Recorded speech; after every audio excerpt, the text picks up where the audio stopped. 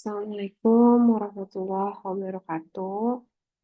Teman-teman, hari ini kita udah masuk ke bab selanjutnya nih. Nah, untuk tahun ini memang ada sedikit perbedaan ya dengan materi tahun kemarin. Jadi, saya akan menyampaikan mengenai bauran pemasaran marketing mix jasa itu justru di minggu ketujuh, bukan di minggu ke-12. Nah, seperti yang kemarin kita udah pelajari, marketing mix itu memang berbeda antara ketika kita mempunyai produknya itu berupa barang dan juga jasa. Kalau berupa barang, kita hanya menggunakan marketing mix-nya itu adalah 4P. Nah, berbeda dengan jasa. Nah, nanti kita lihat ya, kalau jasa ada berapa P gitu. Nah, pertama-tama kita akan mempelajari apa sih itu jasa. Jadi jasa itu adalah setiap tindakan maupun perbuatan yang ditawarkan oleh suatu pihak kepada pihak lain yang dasarnya bersifat intangible dan tidak menghasilkan kepemilikan sesuatu. Tujuannya untuk apa? Tujuannya untuk membuat apa ya, kepuasan gitu. Nah, jasa ini juga dibagi menjadi dua hal. Yang pertama adalah produk jasa murni. Jasa murni, mereka tidak membutuhkan produk fisik lain untuk dapat diberikan. Seperti misalnya konsultasi psikolog, konsultasi manajemen, childcare, lalu yang lain-lainnya ya, seperti misalkan saya dosen gitu ya, memberikan ilmu tanpa harus ada produk fisik lainnya gitu. Nah, lalu yang kedua itu adalah jasa yang membutuhkan produk fisik. Jadi dia itu tidak bisa diberikan karena membutuhkan produk fisik sebagai supportnya. Misalkan ada jasa penerbangan, jasa kereta api, dan juga restoran. Nah, di sini kenapa jasa penerbangan itu membutuhkan produk fisik? Karena kita tidak bisa menjual jasa penerbangan tanpa adanya pesawat terbang. Begitu juga dengan kereta api, tidak bisa menjual transportasi tanpa adanya alat transportasinya. Lalu, secara garis besar, karakteristik jasa itu terdiri dari 5 hal. Yang pertama adalah mengenai intangibility, atau jasa itu tidak memiliki sifat fisik yang dapat dilihat, diraba, disentuh, diterawang, diapalagi. Jadi tidak ada bentuk fisiknya. Jadi sifatnya itu adalah abstrak dan biasanya sulit diukur secara konkret. Lalu yang kedua itu adalah inseparability. Jadi produksi dari konsumsi jasa sendiri itu harus terjadi secara bersamaan dan tidak dapat dipisahkan. Nah, hal ini berarti bahwa sang penyedia jasa dan juga konsumen harus berinteraksi secara langsung selama proses pemberian layanan. Yang kemarin saya bilang, nggak bisa tukang cukur nyukurnya sekarang, kita sebagai customernya baru besoknya kecukur rambutnya gitu. Nggak bisa, harus saat ini juga ya. Walaupun ada hal-hal di mana jasa bisa diberikan secara tidak langsung. Misalkan saya memberikan jasa pendidikan. Saya merekam dulu nih si ilmu yang ingin saya berikan. Lalu setelah itu di kemudian hari kalian menonton video ini sebagai bentuk kalian menerima jasa yang telah saya berikan. Terkadang ada hal yang seperti itu, tapi kebanyakan jasa itu tidak dapat dipisahkan. Dan biasanya nilainya pun akan berbeda ketika kita bertemu langsung juga dengan apabila tidak ya. Lalu yang ketiga, variability. Jasa itu cenderung bervariasi dalam kualitas dan juga karakteristiknya karena dipengaruhi oleh faktor-faktor seperti misalkan yang pertama adalah keahlian staf. Pasti teman-teman di sini pernah ya ketika datang ke apa biasanya salon atau tukang pijat gitu ya, ke spa gitu. Ah, saya pengennya dipijitnya sama si Mbak Anu gitu, pengennya dipotong rambutnya sama si Mbak Anu gitu. Lalu ada juga misalkan kayak kita ke dokter gitu. Saat kita ke dokter, ada sebuah rumah sakit yang katakanlah rumah sakit tersebut rumah sakit ibu dan anak. Tapi kenapa dalam satu rumah sakit saja ada beberapa dokter yang mempunyai antrian lebih panjang dan ada beberapa dokter yang mempunyai antrian lebih pendek? Mungkin yang pertama itu adalah karena keahlian stafnya yang berbeda, keahlian dari si dokter tersebut yang dirasa berbeda sesuai dengan preferensi. Lalu yang kedua adalah kondisi lingkungan. Sama-sama dokternya sama, si dokter A, tapi yang satu dia itu di rumah sakit, yang satu di rumahnya. Kalau misalkan dia praktek di rumah sakit, biasanya penuh banget. Nah, kalau misalkan di rumahnya biasanya itu lebih kosong gitu. Lebih eh, kita bisa berinteraksi dengan enak apabila di rumahnya lebih apa dong ya, biasanya lebih jentre gitu ya, lebih jelas apa yang bisa dijelaskan sebagai bentuk konsultasinya. Tapi kalau misalkan di rumah sakit, biasanya juga si dokter ini tidak terlalu memberikan pelayanan secara prima. Kenapa? Karena mungkin kondisi lingkungannya yang mana ada kebisingan, lalu banyak yang antri, dan mungkin juga dia jam prakteknya juga terbatas gitu. Lalu interaksi pelanggan. Nah, interaksi pelanggan di sini biasanya eh, interaksi antara pelanggan satu dengan pelanggan lainnya terhadap penyedia jasa itu dapat berbeda.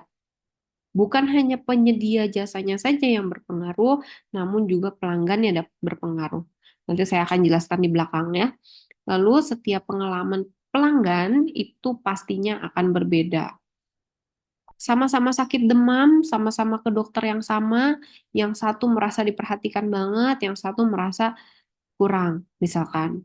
Atau sama-sama ke tukang pijat gitu ya, ke tempat spa, sama-sama dipijat sama si Mbak A gitu, tapi ternyata yang satu ngerasa kekerasan, yang satu ngerasa terlalu pelan pijatannya gitu. Itu biasanya berpengaruh ya semuanya. Lalu yang keempat, jasa itu tidak dapat disimpan maupun dipertahankan untuk digunakan pada masa yang akan datang.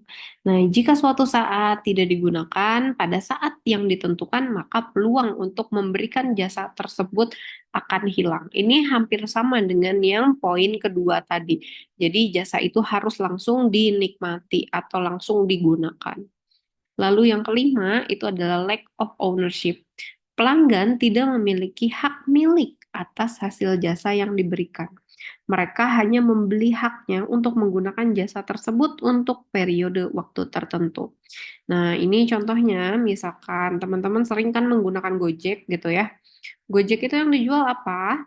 Jasa transportasi. Setelah kalian sampai, apakah si motornya jadi milik kalian? Kan tidak ya, gitu. Atau mungkin teman-teman di sini yang liburan atau punya kepentingan pernah menyewa sebuah mobil, mobilnya harus dikembalikan, tidak serta-merta menjadi hak milik kalian. Jadi hak kalian untuk menggunakan jasa tersebut itu hanya periode tertentu saja. Nah, ini yang tadi sudah kita bicarakan.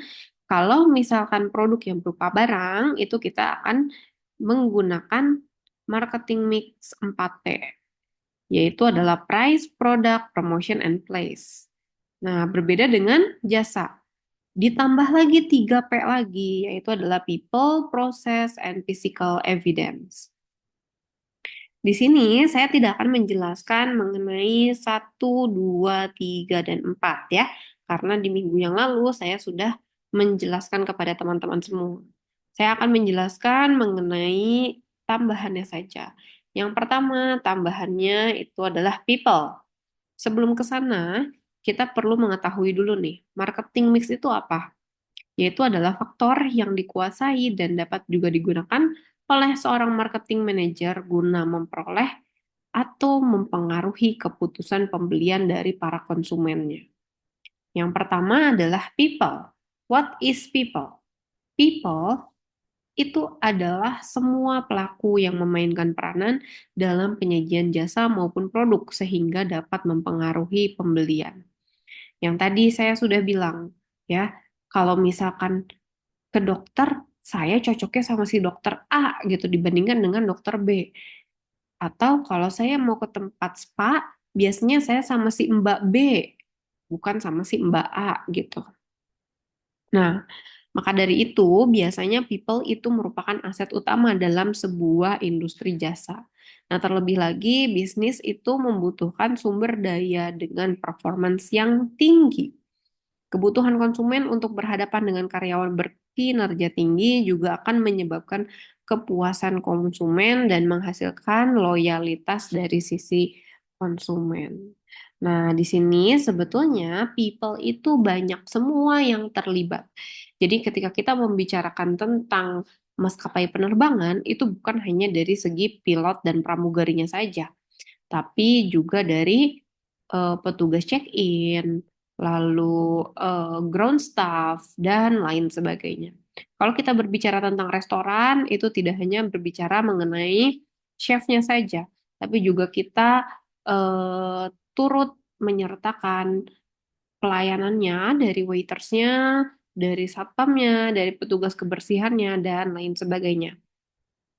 Ya, karena di sini percuma misalkan kita mempunyai pilot yang bagus, pilot yang handal, tapi ternyata pramugarinya kurang memuaskan pelayanan selama di atas pesawat gitu. Nah, mengenai people ini, biasanya people yang eh, apa ya, yang baik itu sudah mempunyai keahlian. Keahliannya ditunjukkan dengan sertifikasi. Nah, maka dari itu teman-teman di sini baik dari Prodi Adbis dan juga Prodi KA, teman-teman diharuskan mempunyai sertifikasi di bidangnya masing-masing, ya. Untuk apa? Itu untuk nilai tambah bagi kalian karena pada akhirnya ketika kita kerja sebetulnya yang kita jual kepada perusahaan adalah jasa kita. Nah, elemen people ini mempunyai dua aspek. Yang pertama yaitu adalah service people. Service people di sini adalah orang-orang yang memegang jabatan untuk mengadakan jasa dan juga menjual jasa. Jadi tadi yang saya bilang bukan cuma chefnya aja, tapi staff yang lainnya juga ya. Lalu customer. Customer di sini adalah kita sebagai customer. Ternyata memiliki pengaruh dan juga faktor lain yang akhirnya mempengaruhi hubungan yang ada di antara para pelanggan. Lalu di sini ada proses. Nah, apa sih itu proses?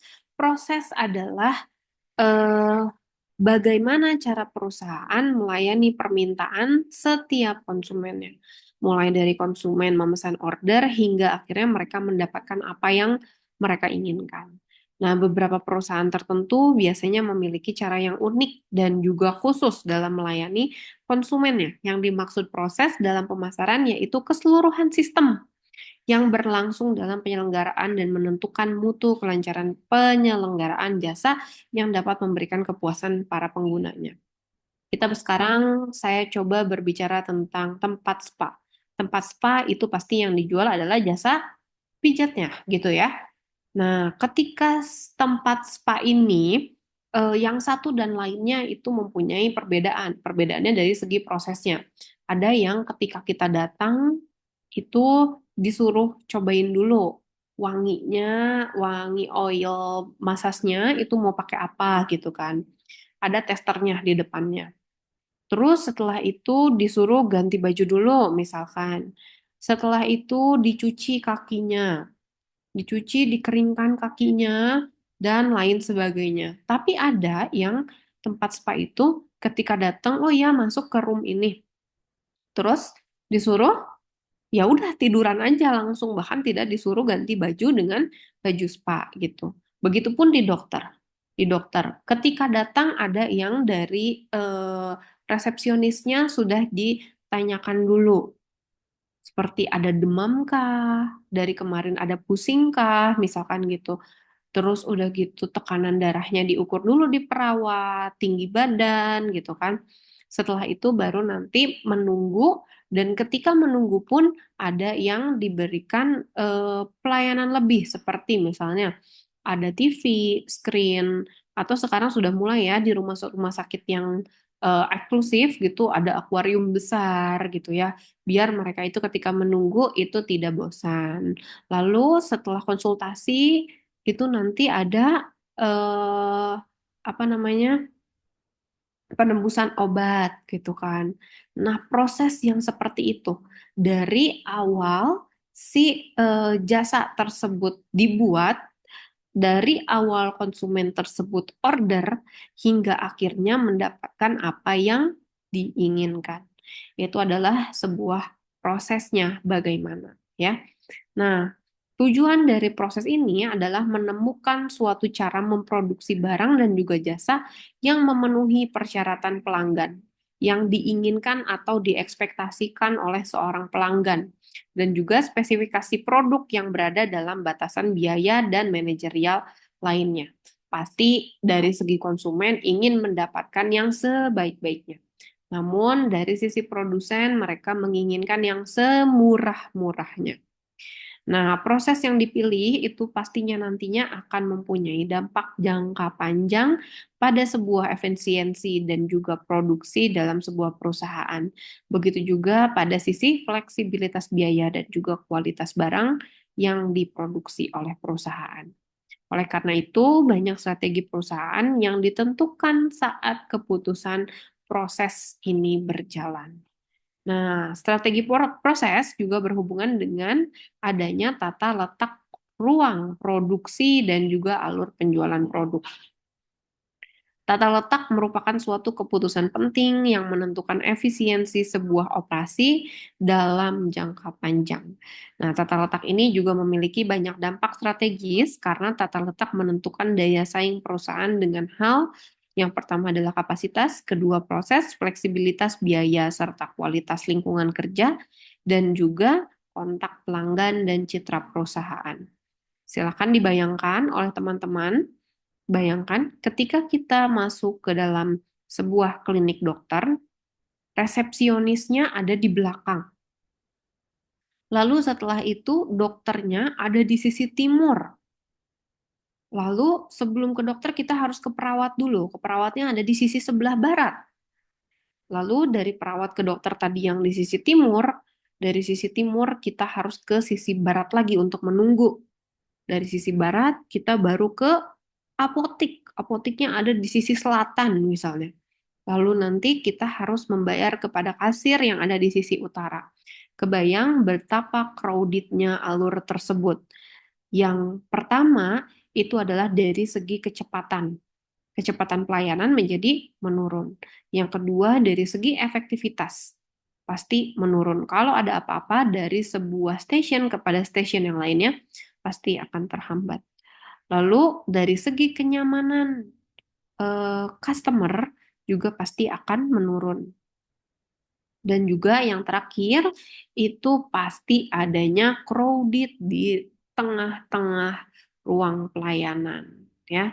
Maka dari itu harus dipikirkan tata letaknya seperti apa sehingga mencapai sebuah efisiensi. Karena dengan efisien dan efektif dari tata letak ini dapat membantu organisasi nantinya untuk dapat mencapai sebuah strategi yang menunjang adanya diferensiasi, kerendahan biaya, dan juga respon yang cepat tanggap. Terakhir, yaitu adalah physical evidence. Physical evidence di sini merupakan lingkungan di mana sebuah perusahaan memberikan layanannya dan lokasi di mana perusahaan dapat berinteraksi dengan konsumen, serta berbagai komponen yang tampak atau tangible dalam menunjang kinerja kelancaran pelayanan.